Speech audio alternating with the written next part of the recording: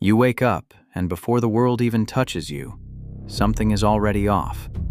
Not outside, but inside. There's a tension, a quiet resistance, a subtle chaos that lingers beneath the surface. It shows up in irritation, in overthinking, in the need to react, to prove, to chase, to control what was never yours to begin with. And that's where most people lose, long before the day even starts. We like to believe we're losing because of circumstances, because of people, because of bad luck or missed opportunities. But that's a comforting lie. The truth is much less forgiving. We are losing because we are slaves to what we cannot control. Marcus Aurelius once wrote, "You have power over your mind, not outside events. Realize this, and you will find strength." But most never realize it. Most spend their lives fighting shadows, exhausting themselves trying to bend reality to their will, instead of mastering the one thing that was always theirs. So we begin here, not with the world, but with ourselves. 1. We confront the first enemy, our reactions. The moment we wake up, the mind begins its noise. Thoughts rush in, judgments, worries, imagined scenarios. Someone disrespected us. Something didn't go our way. Something might go wrong today. And without awareness, we follow these thoughts as if they are commands, but they are not commands. They are impulses. Epictetus warned us, it's not what happens to you, but how you react to it that matters. Yet most people never question their reactions. They justify them, they defend them, they become them. We do something different. We pause. Before speaking, before checking our phone, before stepping into the world, we observe. We watch the mind as if it were separate from us. Because in truth, it is. The anger is not us. The anxiety is not us. The urge to lash out is not us.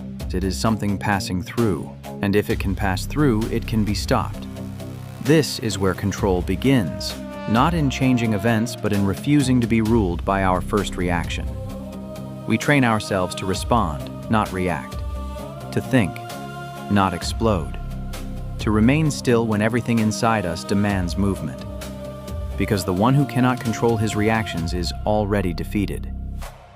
2. We accept what is without resistance. There is a silent war most people fight every day, not against others, but against reality itself. They resist what already is. They replay conversations that already happened. They wish things were different. They demand that life obey their expectations, and when it doesn't, they suffer. Seneca said it plainly, we suffer more often in imagination than in reality. Think about that. Most of the pain we feel isn't from what is happening, but from our refusal to accept it. We carry frustration not because something went wrong, but because we insist it shouldn't have. We choose something harder. We accept, not passively, not weakly, but with clarity. What has happened, has happened.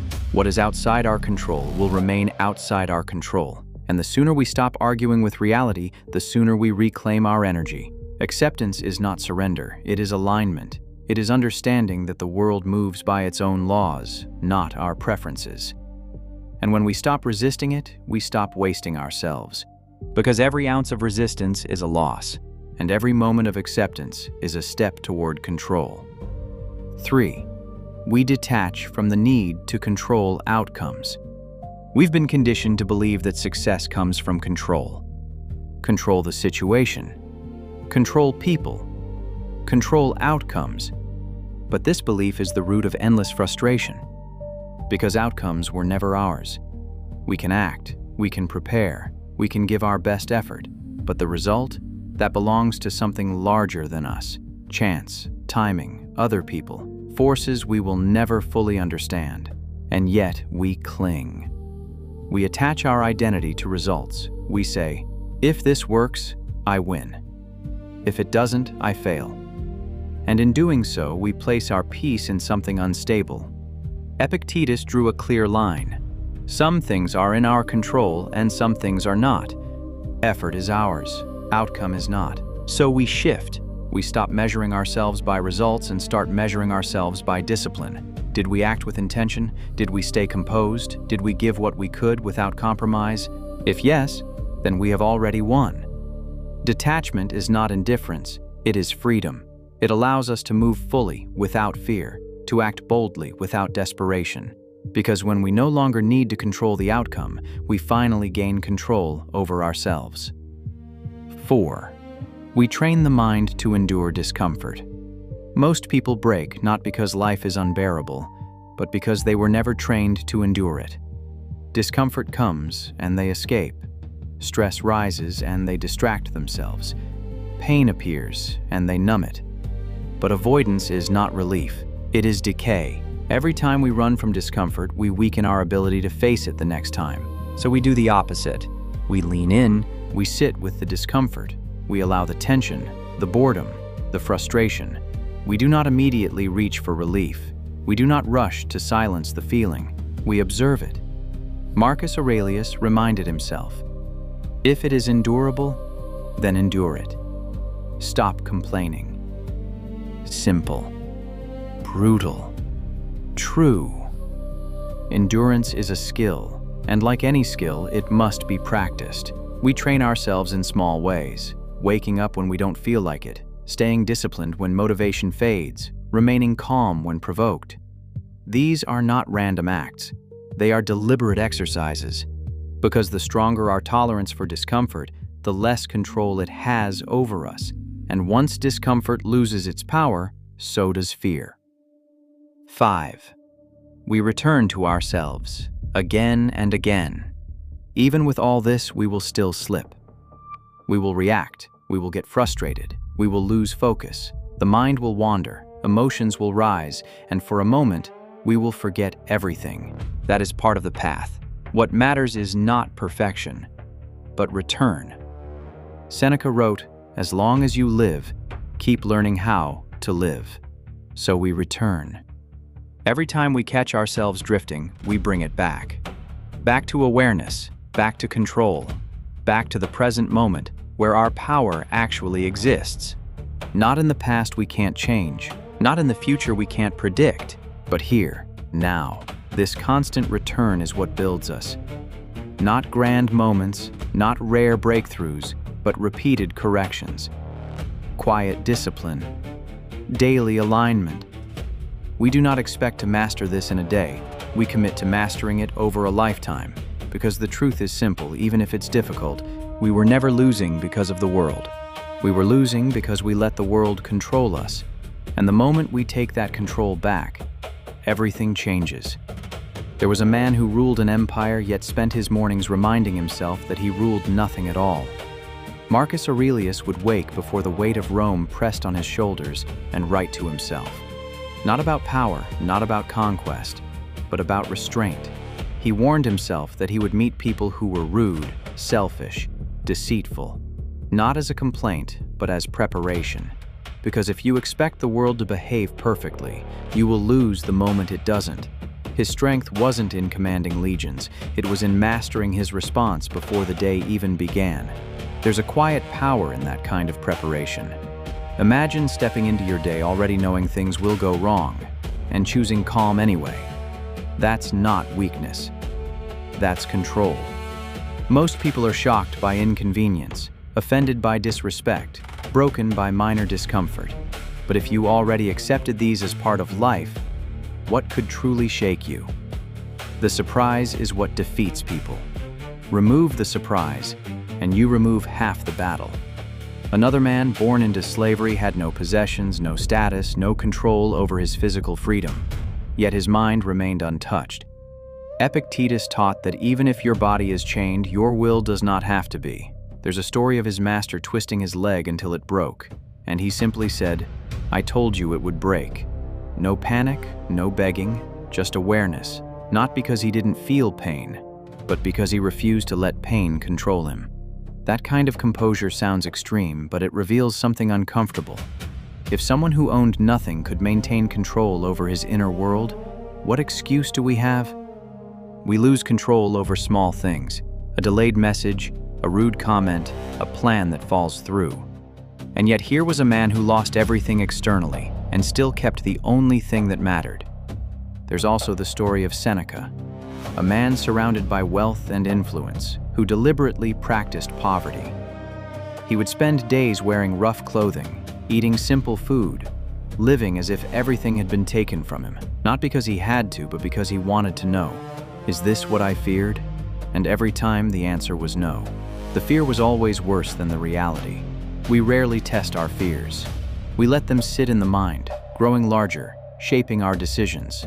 We avoid discomfort because we assume it will destroy us. But when you face it directly, it loses its grip. Seneca trained himself to be unshaken, not by avoiding loss, but by rehearsing it. And once you realize you can survive less, you stop being controlled by the need for more. There's something else most people overlook. These men weren't calm because life was easy. They were calm because life was difficult, and they adapted to it. They didn't wait for ideal conditions to become disciplined. They built discipline in chaos. That's the difference. Most people say, I'll be calm when things settle down. But things rarely settle, so they never do. Think about how often the day tries to pull you out of yourself. Someone cuts you off. Someone disrespects you. Something doesn't go your way. And instantly, the mind reacts.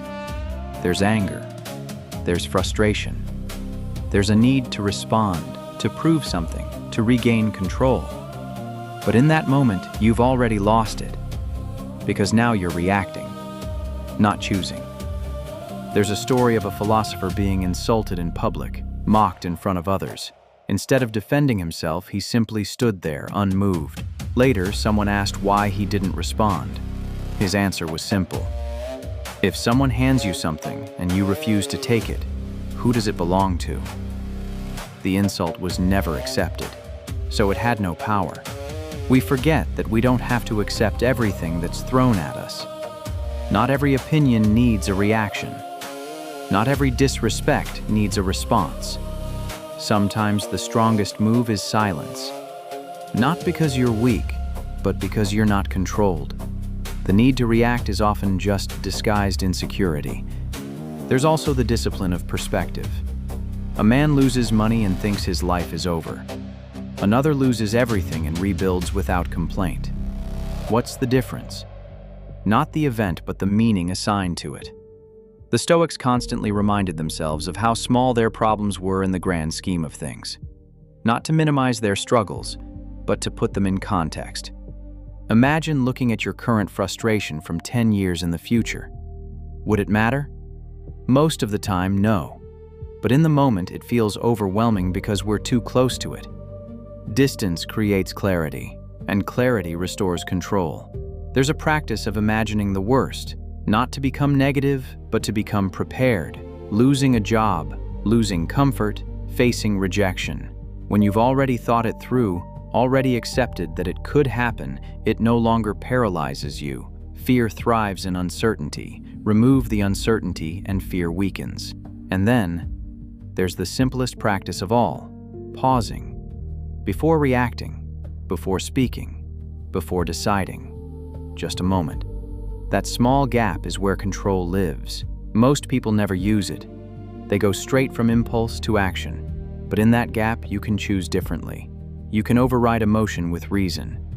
This path isn't about becoming emotionless. It's about becoming unshaken, feeling everything but being controlled by nothing. That's the distinction, because emotions will come. They always do. But whether they dictate your actions, that's up to you. We're not trying to escape life. We're trying to meet it fully, without losing ourselves in the process, to move through chaos with clarity, to face difficulty without collapse, to experience emotion without surrendering to it. And every day gives us another chance to practice.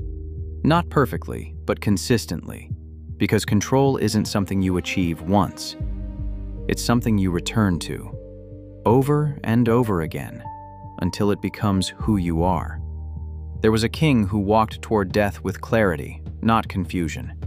Leonidas I did not march to Battle of Thermopylae believing he would win in the way most people define winning. He marched because it was required of him. Because duty, once understood, leaves no room for hesitation. While others would calculate survival, he calculated responsibility. And in that difference, you begin to see a mind that cannot be shaken by outcomes. He stood at a narrow pass with a small force against an overwhelming army, led by Xerxes I. From the outside, it looked like madness, But inside that decision was something deeper than strategy. It was acceptance. He had already accepted the cost. And once the cost is accepted, fear loses its leverage. Most people hesitate because they are still negotiating with reality. He wasn't negotiating. He had already decided. There's a lesson hidden in that moment. We often delay action because we haven't come to terms with what it might take. We want guarantees, we want certainty, but life offers neither. Leonidas didn't wait for the odds to improve. He aligned himself with what had to be done and moved. That kind of decisiveness only exists when you stop trying to control the outcome and start committing to the action. It's said that when Xerxes demanded surrender, the response was simple: come and take them. No long speech, no emotional reaction, just clarity. That's what happens when a man has already mastered himself.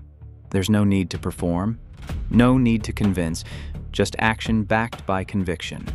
The quieter the mind, the stronger the resolve. Spartan training wasn't about comfort. From a young age, they were taught to endure hunger, cold, exhaustion.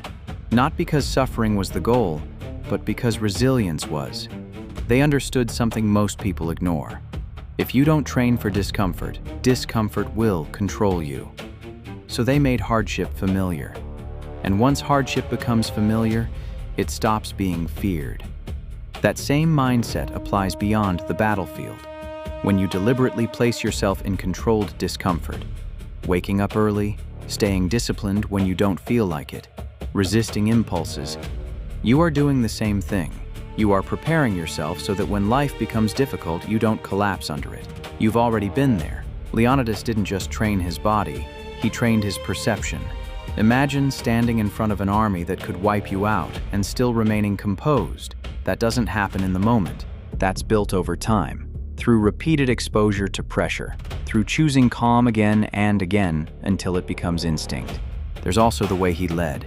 He didn't demand anything from his men that he wasn't already living. He stood with them, fought with them, shared the same risks. That's another layer of control. Integrity. When your actions and your words align, there's no internal conflict. And when there's no internal conflict, your focus becomes unbreakable. Contrast that with how most people operate. They want control over others, but not over themselves. They want respect, but avoid discipline. They want results, but resist the process. That gap creates instability. But when you close that gap, when you live exactly as you think, you remove that instability. You become steady. There's a moment often remembered when the Persians threatened that their arrows would block out the sun. The response? Then we will fight in the shade. That's not bravado. That's perspective. It's the ability to reinterpret reality in a way that removes fear. The situation didn't change, but the meaning did. And meaning is everything. We underestimate how much control we have over interpretation. A setback can be seen as failure or as training. An insult can be seen as disrespect or as irrelevance. A challenge can be seen as a burden or as an opportunity to prove something to yourself. The event is neutral, the meaning is chosen. Leonidas understood that death was not the enemy. Dishonor was. That's a level of clarity most people never reach. We spend so much time avoiding discomfort, avoiding risk, avoiding loss, that we end up avoiding life itself. But when you define what truly matters, everything else becomes secondary, and that simplifies your decisions. There's something powerful about a man who no longer fears loss, because once you remove that fear, no one can manipulate you. You can't be pressured, you can't be controlled. Your actions come from principle, not from anxiety. That's the kind of inner freedom most people never experience. And yet this mindset isn't reserved for kings or warriors. It's built in small, daily choices. Choosing discipline over comfort, choosing silence over reaction, choosing effort over excuses. These are your battles. And how you fight them determines everything. Leonidas didn't become who he was in one moment. He became that through years of alignment between thought, action, and purpose. And that's the path in front of us. Not to become him, but to develop the same control over ourselves. Because in the end, the real battle was never against an army. It was against fear, against hesitation, against the instinct to retreat.